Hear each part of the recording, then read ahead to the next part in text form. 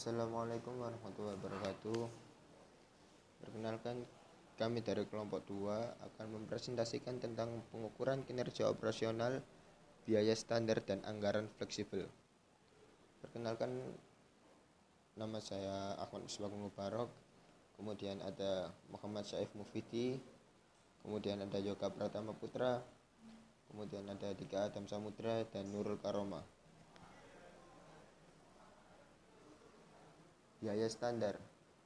Biaya standar adalah biaya yang ditentukan di muka yang merupakan jumlah biaya yang seharusnya dikeluarkan untuk membuat satu satuan produk atau untuk membiayai kegiatan tertentu di bawah asumsi kondisi ekonomi, efisiensi, dan faktor-faktor lain tertentu.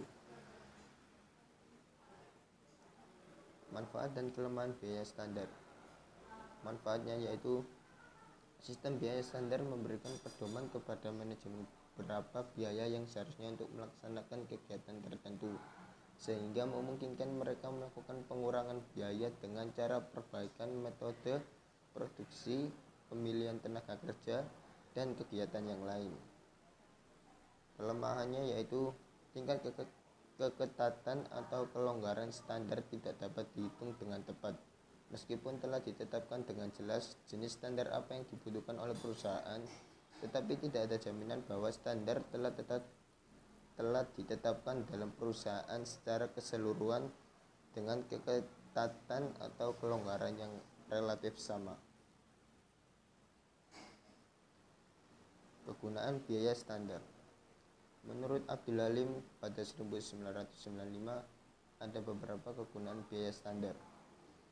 Yang pertama, perencanaan dan penyusunan anggaran.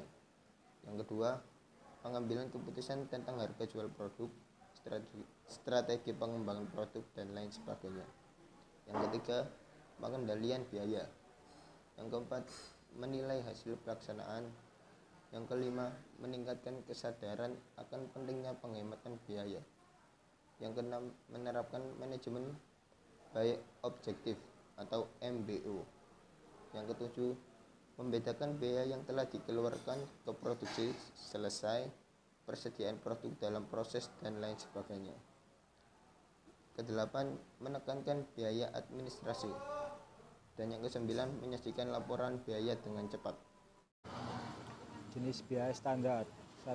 Standar teoritis atau standar ideal, yaitu standar yang ideal yang dalam pelaksanaannya sulit untuk dapat dicapai. Kedua, rata-rata biaya waktu yang melalui standar biaya ini bersifat longgar. Rata-rata biaya waktu yang melalui dapat mengandung biaya-biaya yang tidak efisien. Yang ketiga, standar normal. Standar normal didasarkan atas taksiran biaya di masa yang akan datang bahwa asumsi keadaan ekonomi dan kegiatan yang normal. Yang keempat, pelaksanaan terbaik yang dapat dicapai atau attainable high performance. Standar jenis ini banyak digunakan dan merupakan kriteria yang paling baik untuk menilai pelaksanaannya. Contoh soal, PT TGP ingin menentukan besar biaya standar untuk produksi. Harga bahan langsung adalah 20.000 dan kuantitas standarnya adalah 10 kg. Tarif tenaga kerja langsung adalah 10.000 dan tenaga kerja langsung per unit adalah 10 jam. Dan untuk biaya overhead adalah 5.000 dan jumlah jamnya adalah 5 jam. Tentukan biaya standarnya. Diketahui biaya bahan langsung 20.000 kali 10 sama dengan 200.000. Biaya tenaga kerja langsung 10.000 kali 10 sama dengan 100.000. Biaya overhead 5.000 kali 5 sama dengan 25.000. Jawab, biaya standar sama dengan biaya bahan langsung ditambah biaya tenaga kerja langsung ditambah biaya overhead. Biaya standar sama dengan 200.000 ditambah 100.000 ditambah 25.000 sama dengan 325.000. Anggaran fleksibel. Anggaran fleksibel adalah anggaran yang menyesuaikan dengan perubahan volume atau aktivitas. Anggaran fleksibel disebut juga dengan anggaran variabel berdasarkan atas pengetahuan tentang variasi pola biaya, di mana biaya terlebih dahulu dipisahkan menjadi dua kelompok, yaitu biaya tetap dan biaya variabel. Bentuk biaya fleksibel. Yang A ada bentuk formula. Bentuk formula merupakan anggaran yang disusun dalam bentuk yang hanya menggambarkan unsur variabel dan unsur tetap dengan jelas yang memiliki oleh setiap pos biaya. Yang B bentuk tabel. Melalui anggaran bentuk tabel dapat dilihat berapa besarnya biaya masing-masing pos pada berbagai tingkat kegiatan atau output. Anggaran ini tidak menyebutkan unsur variabel dan unsur tetap. Yang C bentuk grafik. Bentuk grafik merupakan anggaran dengan bentuk pelengkap dari kedua bentuk anggaran di atas atau bentuk formula dan tabel. Selanjutnya akan saya lanjutkan keuntungan dari biaya fleksibel. Yang pertama, yaitu berguna untuk mengontrol anggaran lebih baik.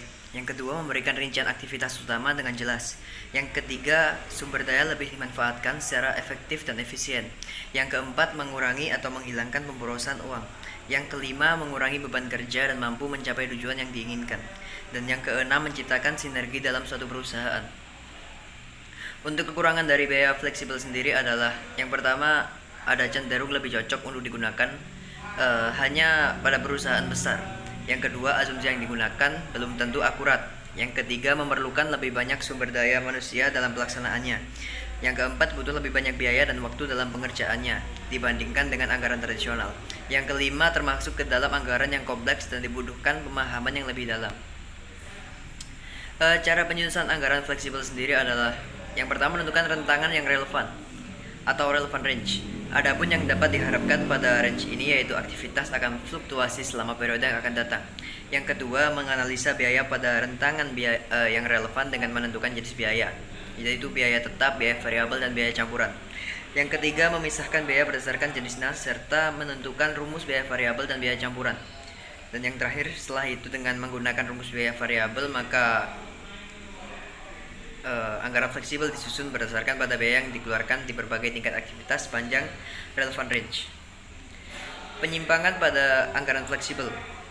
Yang pertama ada penyimpangan efektivitas, yaitu penyimpangan disebut juga sebagai penyimpangan volume atau penyimpangan target yang ditentukan. Contoh dari penyimpangan efektivitas, yaitu target produksi yang ditetapkan perusahaan adalah 80.000 unit, tapi hanya tercapai 65.000 unit, maka keadaan ini disebut sebagai tidak efektif. Yang kedua ada penyimpangan efisiensi, yaitu penyimpangan efisiensi terjadi karena perubahan harga per unit atau karena penggunaan input yang tidak efisien, yaitu anggaran input lebih kecil dari input aktual. Tugas dari manajemen perusahaan adalah menemukan kendala sehubungan dengan penyimpangan tersebut dan mencari solusinya. Contoh soal, menghitung anggaran biaya fleksibel setiap tingkat produksi menggunakan rumus. Besarnya anggaran fleksibel sama dengan atau rumusnya, yaitu buka kurung biaya variabel dikali kuantitas tutup kurung ditambah biaya tetap. Suatu produksi memiliki rencana dengan jumlah 10.000 unit dengan biaya variabel sebesar 8.000 dan biaya tetap sebesar 20 juta. Maka perhitungan besaran anggaran fleksibelnya adalah 8.000 yang dimana biaya variabel dikali dengan jumlah 10.000 unit yaitu dari produksi dikalikan dulu, lalu ditambah dengan biaya tetap sebesar 20 juta sehingga hasilnya adalah 100 juta. Sekian presentasi dari kelompok kami, kurang lebihnya kami mohon maaf bila ada salah kata. Sekian, wassalamualaikum warahmatullahi wabarakatuh.